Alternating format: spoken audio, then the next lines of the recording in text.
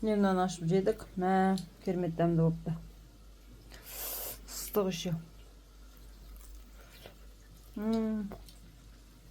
Ішім бәрі пысқан не.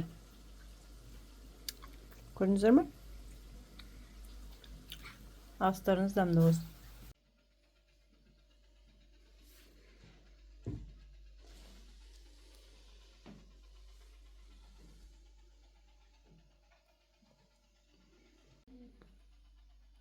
Сәлеметсіздер ме көрермендер, бүгін біз крылышки Макдональдс секілді крылышки үйде жасайтын боламыз. Бұл үшін бізге яғни крылышки өзі керек. Мен оны уже алып, кесіп, бөліп, яғни аяқтар болады ғой. Аяғын алып, кесіп, жуып, дайындап алдым. Міне уже жуылған екен, көрініп тұр. Приправалардан біз ең негізгі тұз, перец, және де сол тауыққа арналған приправасы бар. Паприка, ашты бұрыш, қызыл бұрыш, чеснок. Негізі өздеріңіздің қалауларыңыз бойынша басқа приправа қосып, немесе мыналарды қоспауға да болады. Қалай ұнайды, солай істеңіздер. Мен тауықты жуып қойдым дедім, аяқтарын. Ал енді осыны алып құрғатуымыз керек. Негізі мен осындай полотенцтерді қолданамын, бірақ егер осындай салфетка полотенцтер болмаса сіздерге обычный салфеткамен де істеуге болады. Алып қойып алып, былай қойып аламыз.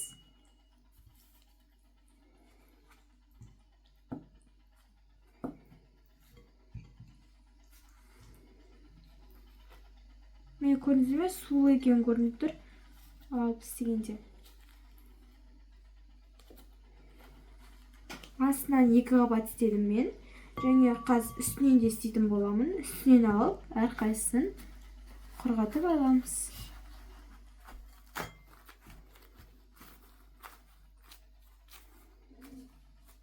Тауықты маринадтап бастаймыз. Бірінші біз бір кішкене қасық тұз, барлығына бір қасықтап қосамыз. Міне осылай.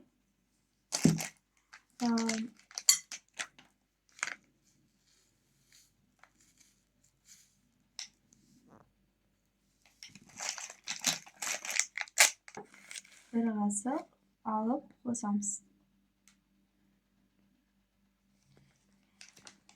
Қызыл бұрышына соны қызыл бұрышты қосуға болады. Қалғанша мысалы, егер сіздерге қызыл бұрыш ұнаса, онда қызыл бұрышты қосасыз. Міне қызыл бұрыш қостық, ал енді сухой приправа чеснок алып тұрмын. Осындай чеснокты 10 грамдық.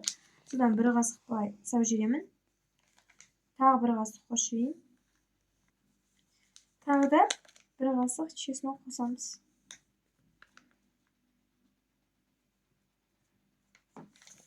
Болды.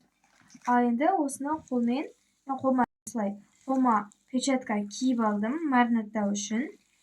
Осыны араластырып алғаннан кейін біз қолғапты киіп алған себебім осы бұрыш ашыстан қол өте қатты ашиды, сол үшін қолғапты киіп жұмыс істеуге кеңес беремін. Міне, осыны осылай араластырып маринадтап аламыз. Сосын 2 сағаттан кейін бірақ аламыз. 2 сағатқа маринадтауға қоямыз.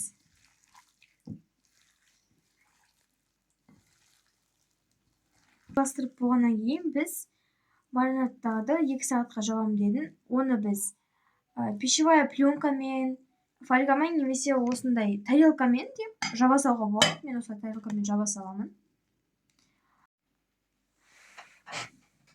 Міне, кептіріп алғаннан кейін тауықты біз алып, яғни аяғын 2-ге бөлеміз. Екіге осылай. Міне осылай буынын 2-ге бөлеміз. Міне буын аламыз. Бөлеміз. Осылай бөлінеді. Барлығын осылай бөліп шығамыз.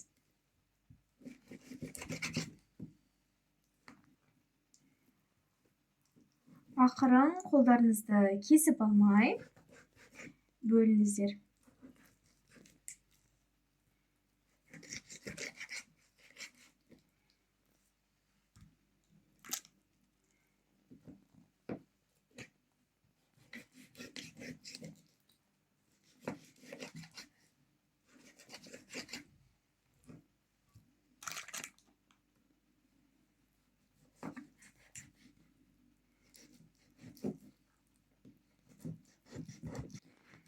буынға міне түспесе, мысалы мына жермен көрмей тұрмын ғой, буын емес, мына жер көрдіңіз бе, былай сүйегі тұр, бұл дұрыс көрінбейді, сондықтан да міне мына жерінде, былай істесем мына жерінде буын шығып тұр, былай бөлеміз.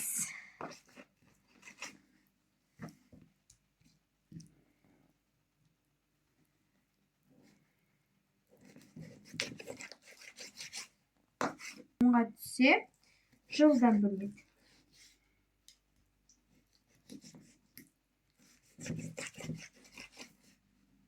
Міне осымен болдық. Міне мынау маринадталып болды, 2 сағат өтті. Әйбат болып қызарып шығады екен. Қазір соны бірінші мынаға малаймыз да. Сосын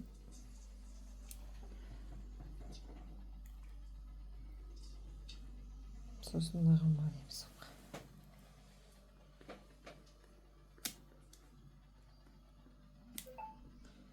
Барлығын осылай малып, ыстық қайнап тұрған майға қорып аламыз.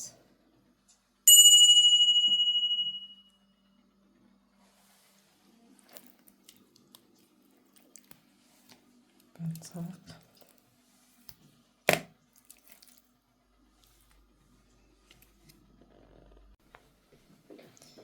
Осылай бәрін осыға макат етіп, араластырып, және екінші құрғақ бөлігі ұнға саламыз. Не бәрін ұнға осылай араластырып, неше қойып аламыз.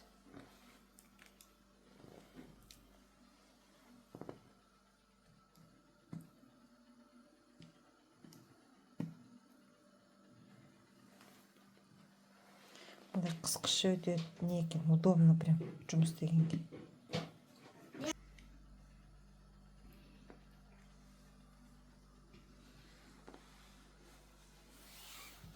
Браво.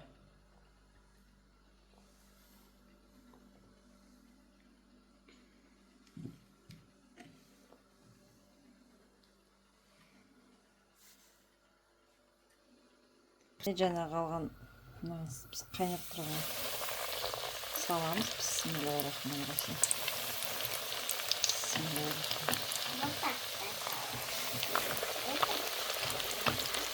Қуырып аламыз.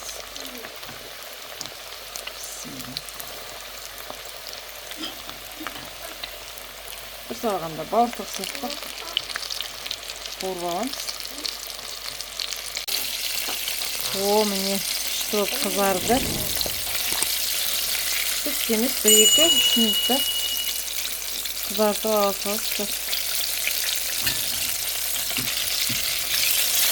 Ақ болса кішкене қызартуға да болады. Жақсы піскен сияқты.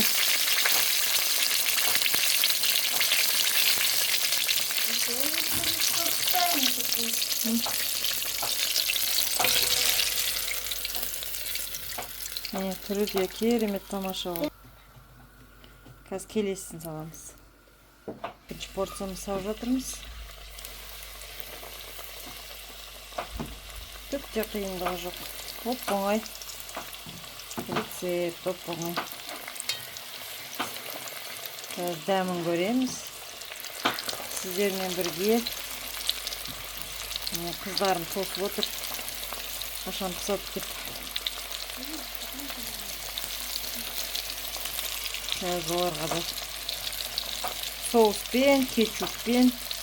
Қазір бұның артынан фри пісірамыз. Сонымен бәрін жейміз.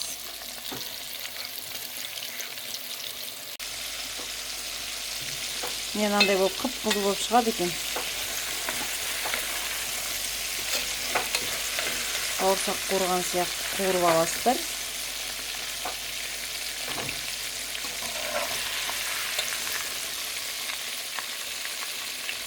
Күшті қып-қызыл болды. Тамаша. Жаңа бірінші порциясын жеп көрдік, дәмді екен.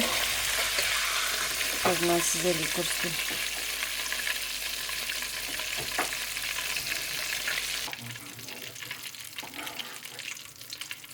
Sen de yakıştır.